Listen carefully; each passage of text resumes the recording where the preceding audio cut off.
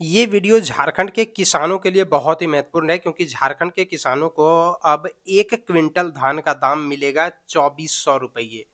अब मैं आपको दिखाता हूँ कैसे। आप क्या सबसे पहले इस न्यूज़ को देख लीजिए जो कि हिंदुस्तान अखबार में प्रकाशित हुआ है 27 नवंबर को। देखिए इसमें लिखा हुआ है कि झारखंड में 15 से होगी किसानों के से धान खरीद, यानी किसानों से धान की खरीदारी 15 दिसंबर से शुरू होगी। अभी जितने भी किसान भाई हैं वो किसान भाई क्या कर रहे हैं कि अभी धान की कटाई कर रहे हैं, फिर उसमें से दाना निकालेंगे और फिर धान को बेचते हैं।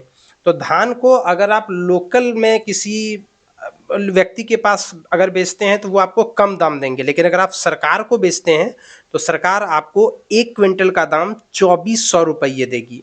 तो आइए समझते हैं कि इसके लिए आपको क्या करना होता है, मैं आपको वो भी बताऊंगा। देखिए यहाँ पर लिखा हुआ है झारखंड में खरीफ विपणन वर्ष 2024-25 के लिए धान खरीदारी की शुरुआत 15 दिसंबर से होगी और इस विपणन वर्ष में धान खरीदने के लिए 6 लाख मीट्रिक टन का लक्ष्य निर्धारित किया गया है। 6 लाख मीट्रिक टन धान की खरीदारी होगी। पिछले वर्ष भी लगभग इतना ही हुआ था। इस वर्ष जो है पिछले वर्ष 2023-24 में धान की कीमत 2183 और 117 रुपये जो है वो बोनस के रूप में दिया गया था, यानी कुल मिलाकर के 2300 रुपये पिछले वर्ष मिला था। लेकिन यहाँ पर आप देखिए लिखा हुआ है किसानों को सामान्य धान के 2400 रुपये तो ग्रेड ए के लिए मिलेंगे 2420 रुपये।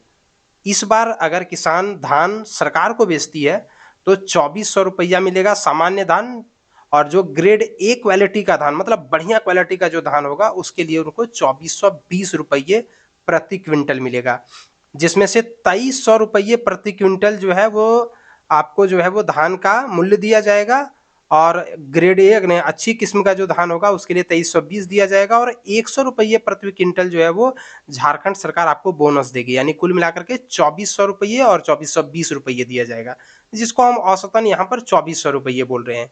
यानी 1 क्विंटल धान का कीमत इस बार 2400 रुपये मिलेगा, और सरकार इसीलिए ऐसा कर रही है ताकि किसानों की आमदनी बढ़ सके। किसानों से कुछ लोग क्या करते हैं जो बिचौलिया टाइप के होते हैं वो औने पौने दामों में जो है वो धान खरीद लेते हैं, यानी काफ़ी कम दाम में धान खरीद लेते हैं।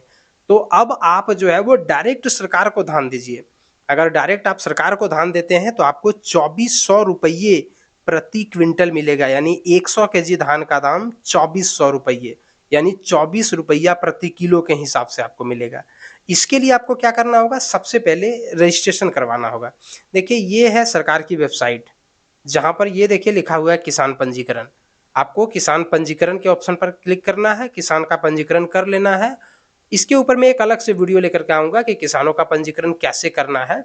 तो आपको इसी वेबसाइट से किसान का पंजीकरण कर लेना है, या फिर ऑफलाइन के माध्यम से इस फॉर्म के माध्यम से आपको जो है वो किसान का पंजीकरण कर लेना है।